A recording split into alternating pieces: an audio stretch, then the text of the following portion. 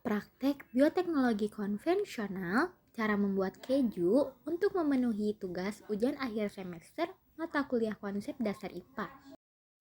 Assalamualaikum warahmatullahi wabarakatuh. Halo guys, kenalin nama saya Daramita, biasa dipanggil Dara. NIM saya 11230183000118. Saya kuliah di Universitas Islam Negeri Syarif Hidayatullah Jakarta.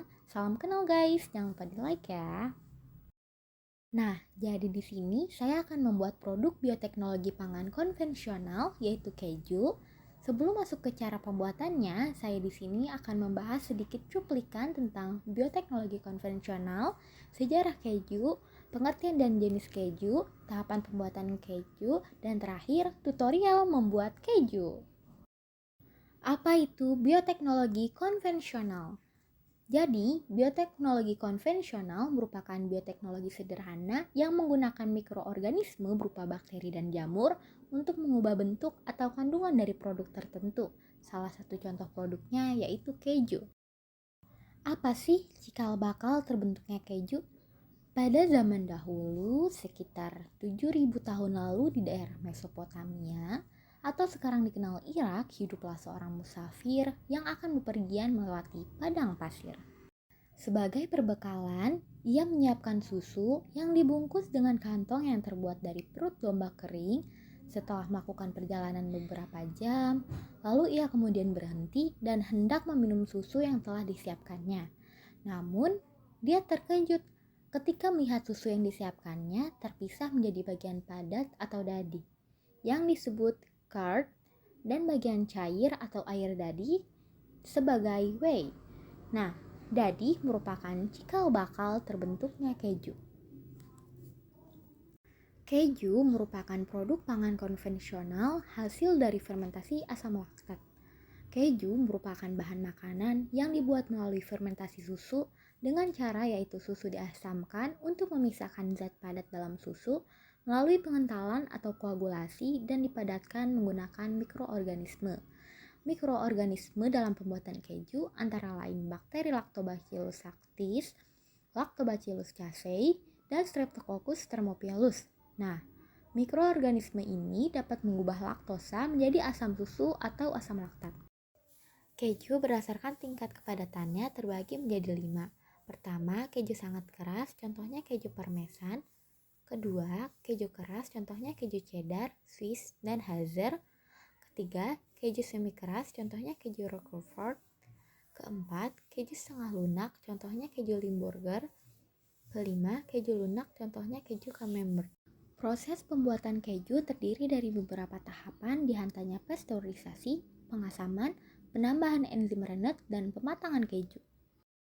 Pertama, tahap pasteurisasi. Tahap pasteurisasi merupakan proses sterilisasi susu dengan cara memanaskan susu dengan suhu rendah yaitu pada suhu 70 derajat Celcius. Ini dilakukan untuk membunuh bakteri patogen yang akan menghambat proses pembuatan keju. Setelah itu, susu akan didinginkan hingga suhu hangat sekitar 32 hingga 40 derajat Celcius. Hal ini merupakan suhu ideal agar bakteri dapat tumbuh untuk dimasukkan pada proses berikutnya. Kedua, proses pengasaman atau fermentasi. Proses pengasaman atau fermentasi dilakukan dengan cara menambahkan bakteri asam laktat atau zat pengasam, contohnya perasan lemon, cuka, ataupun bakteri ke dalam susu yang telah dipanaskan. Hal ini untuk membuat pH susu jadi rendah, sehingga enzim rennet atau enzim renin bisa bekerja optimal. Enzim rennet atau enzim renin berfungsi untuk menggumpalkan kasein atau protein pada susu. Enzim ini umumnya hanya ditemukan pada perut hewan yang menyusui, seperti sapi dan kambing. Ketiga, tahap pembuatan enzim renin atau enzim rennet. Hal ini akan membuat susu mengalami koagulasi atau penggumpalan susu. Setelah susu dicampur rata dengan rennet, susu akan mulai menggumpal pada menit ke-15 sampai 30 sehingga terjadi pemisahan antara susu wujud padat atau yang disebut dadi atau curd dan wujud cair yang disebut air dadi atau whey. Keempat, pematangan keju. Dadi dipisahkan dengan air dadi untuk proses pematangan keju. Proses pematangan keju sesuai dengan macam-macam jenis keju. Misalnya ada tipe keju tertutup, keju terbuka, atau salah satu yang umum di Indonesia adalah keju cheddar yang membutuhkan tambahan garam. Keju kemudian akan disimpan berdasarkan jenisnya hingga waktu yang diinginkan. Beberapa jenis keju bisa disimpan dalam hitungan bulan. Ada juga yang bisa disimpan hingga bertahun-tahun. Gimana sih cara bikin keju? Yuk simak videonya.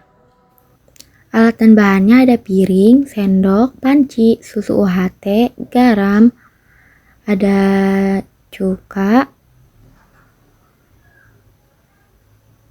wadah, mangkok kecil, mangkok besar, dan saringan. Langkah pertama, masukkan 400 ml atau 2 kotak susu UHT ke dalam panci. Nah, di sini aku pakai susu rasa full cream ya, guys. Nyalakan kompor dan atur suhu api dengan menggunakan api sedang. Lalu aduk susu agar susu tidak hangus atau lengket pada panci. Dan rebus susu hingga mendidih. Setelah susu mendidih, susu akan didinginkan hingga suhu hangat sekitar 32 hingga 40 derajat Celcius. Tambahkan 4 sendok air cuka ke dalam panci untuk memisahkan zat cair pada susu atau air dadi dengan zat padat pada susu atau dadi. Aduk susu hingga cuka larut selama 10 menit atau lebih agar dadi terpisah. Fungsi ditambahkannya cuka makan karena cuka makan mengandung asam asetat yang dapat menggumpalkan kasein pada susu karena asam cuka dapat dibuat dengan mikroorganisme penghasil asam laktat. Asam laktat juga berfungsi sebagai penghambat pertumbuhan bakteri penyebab penyakit dan bakteri pembusuk makanan.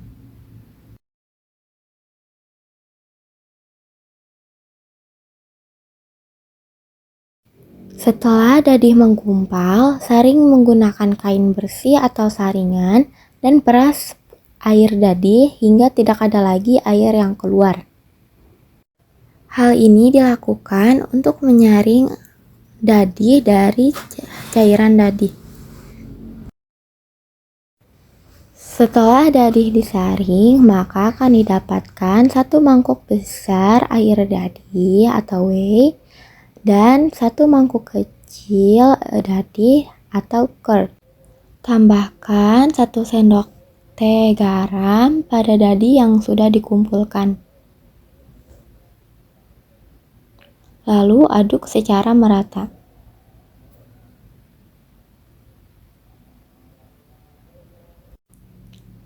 Pada pembuatan keju, garam berfungsi untuk mengawetkan dan mempercepat proses pembuatan keju.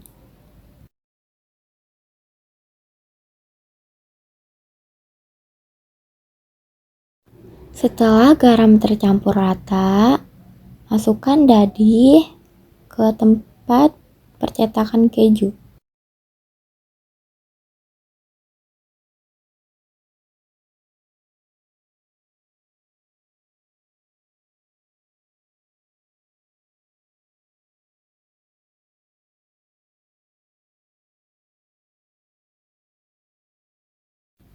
Lalu, padatkan keju dan ratakan.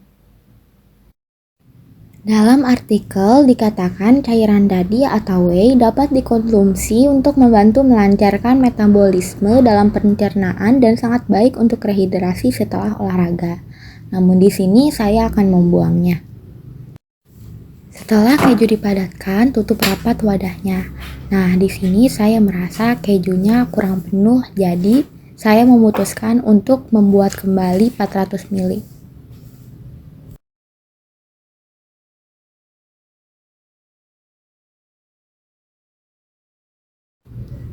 Setelah itu, masukkan keju ke dalam kulkas di bawah freezer. Lalu diamkan selama 24 jam.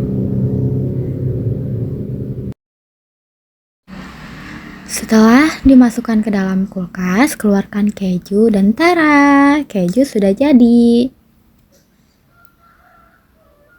Terima kasih sudah menonton. Sekian dari saya. Wassalamualaikum warahmatullahi wabarakatuh.